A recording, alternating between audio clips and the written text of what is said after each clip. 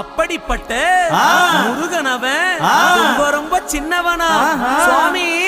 சின்ன சின்ன முருகைய சிங்கார முருகைய கொஞ்சி கொஞ்சி தமிழ் பேசும் செந்தில் வடிவேலனவன்.